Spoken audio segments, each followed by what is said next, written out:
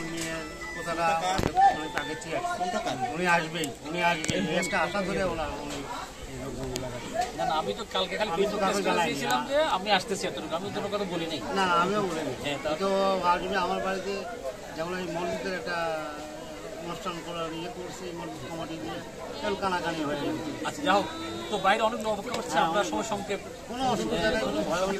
তবে আমি এই মুহূর্তে আমি অপু বিশ্বাস, বাবু ইসলাম খান জেনেও আপনারা চিনেন, ওনাকে আন্তরিক ধন্যবাদ জানাবো। অনেক শিডিউল পরেও ওনার বাবাকে দেখতে এসেছেন এই প্রত্যন্ত অঞ্চলে, ঢাকা থেকে আসতে আমাদের এই প্রত্যন্ত এলাকার আসতে 5 ঘন্টার মতো লেগেছে সময়।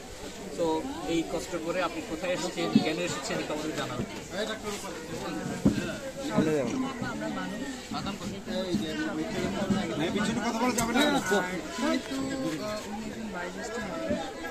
বায়োজ্যেষ্ঠ মানুষ আসলে বাবার সংগঠনই হয়, তাকে বাবা সংগঠন করে। তো ফেসবুকে আসলে আমি দেখেছি সরকার বাংলাদেশে অনেক মানুষ দেখেছেন, যেটা আপনাকে ধন্যবাদ জানাবো ভাইয়া।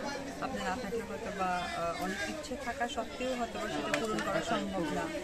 তো এটার জন্য টোটাল কৃতিত্ব আমি আপনাকে দেবো।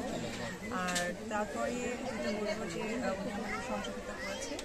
আমি যখন চিন্তা করি যে না, সত্যি আপনারা সকলেই জানেন যারা তার বাবা মাকে সেই জায়গা থেকে যখনই আমার বাবা মার বয়সে কাউকে দেখে আমি আসলে চিন্তা করি না সে কোন ধরনের কোন মানুষকে তাকে করা দরকার। আমার কাছে মনে হয় আমার বাবা মা থাকাকালীন আমার যে দায়িত্বটা থাকে ঠিক আমি সেই দায়িত্বটা তাদের উপরে করবো। তখন আমি আসলে ভাইকে বলি যে ভাই আমি আমার সাথে যোগাযোগ করতে চাই এবং কী চাই সেই বিষয়টা আমাকে জানাবো, আপনারা সকলেই জানেন। তো আজকে বেসিক্যালি আসা আমার এবং আমার সন্তানের জন্য মানে ওমরা করে এসেছে এবং ওমরা থেকে আসা